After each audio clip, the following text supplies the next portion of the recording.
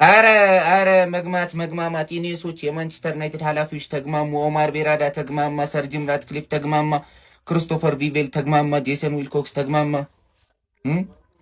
እንግዲህ ዘንድሮ የገጠመን ትግል ከባድ ነው። ማንኩኒያንስ ጠላታችን የራሳችን ሰዎች ናቸው።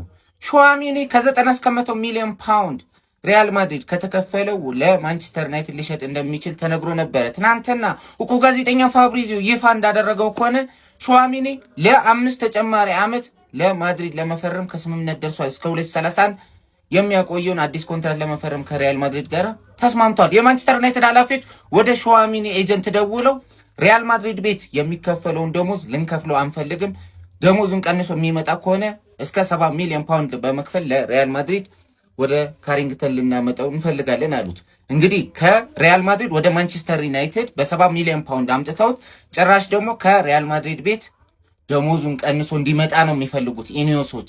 ለምንድን ነው ከሪያል ማድሪድ ቤት ወደ ማንቸስተር ዩናይትድ ቤት ደሞዙን ቀንሶ የሚመጣው ሹዋሚኒ?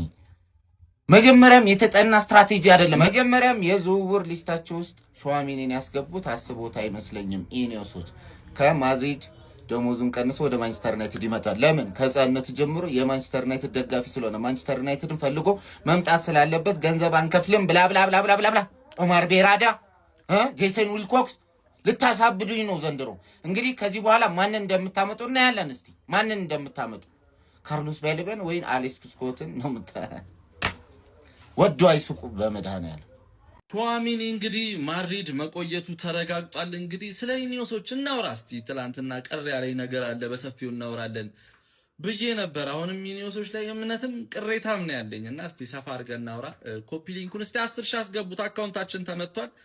የእናንተን ሐሳብ ደግሞ ኮሜንት ላይ ማለት ምን መሰላችሁ? አሁን እንትን እያለኝ ያለው ነገር ግራ እያጋባኝ ያለው ነገር ማለት ነው እኛ ወደ ትክክሉ መተን ነው ወይስ ማርኬቱ ተቀይሮ ነው? ድሮ ላይ እነ ሲቲ እነ ሊቨርፑል ምናምን እኛ አሁን የምናራምደውን የትራንስፈር ፖሊሲ ነበር የሚያራምዱት። አሁን ግን ቶተናም በለው ሊቨርፑል በለው ሲቲ በለው በጣም በቃ አምጡ የተባሉትን ገንዘብ እያመጡ እያስፈረሙ ነው ያሉትና ምንድነው ጊዜው?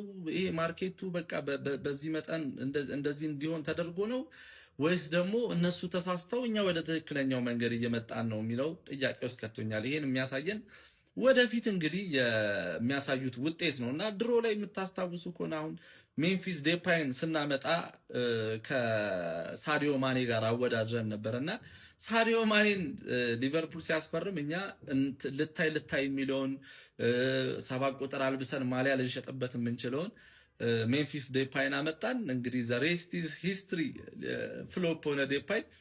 ማኔ ደግሞ ተሳካለት። እነ ሳላ እነ ፌርሚኒዮ እነ ዋይናልደም ሲመጡ ምንም ሚዲያ ላይ ገነኑ ሰዎች አልነበሩም። ግን አንድ ስቴትመንት ሳይኒንግ ግን የትኛውም ቲም አንድ ስቴትመንት ሳይኒንግ ይኖረዋል፣ የሆነ ክፍተቱ የሚሞላለት።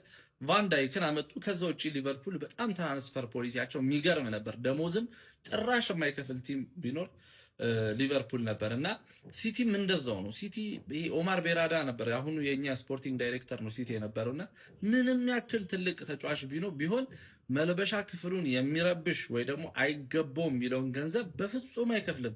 3 ሚሊዮን አይጨምርም። በነገራችን ላይ ሃሪ ማጓየርን ስናመጣ ትዝ ይላችኋል። በትንሽ ገንዘብ ነው ከሌስተር ጋር ሲቲዎች የተጣሉት። እኛ ኋላ መጣን ቀማ ነው። እንደው ማጓየርን ካስፈረሙ ሲቲዎች በዚህ ዓመት ዋንጫ ይበላሉ እየተባሉ አላስፈረሙም፣ ዋንጫውን አጡትና ግን ዋንጫ እንጣ እንጂ ከሚገባው በላይ አንከፍልም ብለው ገገሙ። ከዛኛ መጣ ነው። የመጀመሪያው ዓመት ከዓለማችን ምጥ ከሚባሉ ሴንተር ባኮች አንዱ ነበር። ችግር ሲመጣስ ፊት ለፊት የሚጋፈጠው ትልቅ ደሞዝ የሚከፈለው በትልቅ ብር የመጣ ካፕቴን ምናምን ነውና ሲጋፈጥ እኔ በታሪክ እንደ ሃሪ ማጓየር የተተቸ ተጫዋች አለ ብዬ አላስብም። ይሄ የሚሆነው ደግሞ ከወጣበት የትራንስፈር ገንዘብ አንጻር ነውና እዚህ ላይም ሲቲዎች አልተሳሳቱም። ሳንቼዝን ቁልምም አድርገን እጁን ከሲቲ ስንነጥቀው ታስታውሳላችሁ። ሲቲ በጣም ይፈልገው ነበር። 400 ሺህ በሳምንት ሰጠነው። ይሄን ያህልማ ብሉት ነው ያሉት። አንከፍልም ብሉት አሉ። ሳንቼዝ መጣ፣ ደሞዙ አጎበጠው። ከማግበጡም በላይ ዩናይትድን አጎበጠ። የትም አልሄድም፣ በሳምንት 400 ሺህን አጣጥሜ እስኪያልቅ ደሞዜን በልቼ እወጣለሁ አለ። ደሞዙን በልቶ ወጣና እንደዚህ አይነት ትራንስፈሮች በጣም ዋጋ አስከፍለውናልና ኢኒዮሶች ወደዛ አንመለስም፣ የሚገባውን ገንዘብ ብቻ ነው የምንከፍለው ብለው ሲመጡ እንደኔ የተቀበላቸው ሰው የለም። ምክንያቱም ለስንት ዓመታት ግሌዘሮች ያሰቃዩን ነገር ነውና አምና ሴነ ላመንስ፣ ዶርጉ፣ ኩኛ፣ ብሩያኖ ቡሞ፣ ሴስኮ ፐርፌክት ነበሩ። ማውጣት ላለባቸው ሰው ያወጣሉ። ለሴስኮም ትልቅ ገንዘብ ነው ያወጣ ነው፣ ትንሽ አይደለምና ፐርፌክት ነበር። ዘንድሮም ስንመጣ ምናልባት ስለ ይሄ ስቴትመንት ሳይኒንግ ራሱን በትልቅ ደረጃ ላሳየ ተጫዋች እናወጣለን። ነገር ግን አንደርሰንን አላየነውም። 1 ዓመት ነው ያየነው። ማቲያስ ፈርናንዴዝን 1 ዓመት ነው ያየነው። ትልቅ ደሞዝ ብንሰጠው ትልቅ ገንዘብ ብናወጣበት ራሱን ፕሩቭ ላላረገ ተጫዋች መጥቶ ፌል ሊያረግ ይችላል፣ ጥሩ ፐርፎርም ላያረግ ይችላል ብለው ፈርተው አላስፈረሙትም። ኢትስ ኦኬ በቃ ግን ኤደርሰንና አንድሬ ሳንቶስን አስፈረምን። ስቴትመንት ሳይኒንጋችን ማን ነው ሊሆን የሚችለው? በቃ እኔ አሁን አንደርሰንንም ማቲያስ ፈርናንዴዝንም ቶናሊንም አላመኑትም አይደለ? ሹዋሚኒ ማድሪድ መቆየቱ ተረጋገጠ። ብሩኖ ጎሜሬስ አርሰናል እየፈለገው ነው። አሁን ማርኬት ላይ ማን ያለው ደሞዝም ትልቅ ደሞዝ ይገባዋል፣ ትልቅ ገንዘብ ይገባዋል።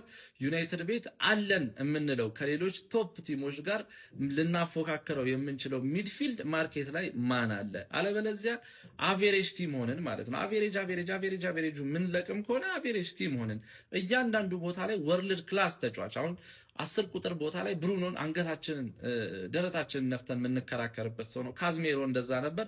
ካዝሜሮ የሚተካ እንፈልጋለን። ሴንተር ባክ ላይ ከነ ሳሊባ ጋር ከነ ቫንዳይክ ጋር ይሄ በቃ ይሄ ሊፎካከር የሚችል ሴንተር ባክ ያስፈልገናል እና ሁሉንም ተወደደ ብለን ምንተው ከሆነ አቬሬጅ ቲም እንዳንሆን ብዬ ፈራለሁና አሁንም ቢሆን ጥርጣሬ ነው ያለኝና አት ዘ ኤንድ ኦፍ ዘ ትራንስፈር እንትን ማለት ነው ልክ ትራንስፈሩ ሲያልቅ ማንን እንደምናስፈርም ካየው በኋላና የሚቀጥለው አመት ፐርፎርማንሳቸውን አይተን መተቸት እንችላለን። ግን ትንሽ አሁን ጥርጣሬ ውስጥ ይከታል።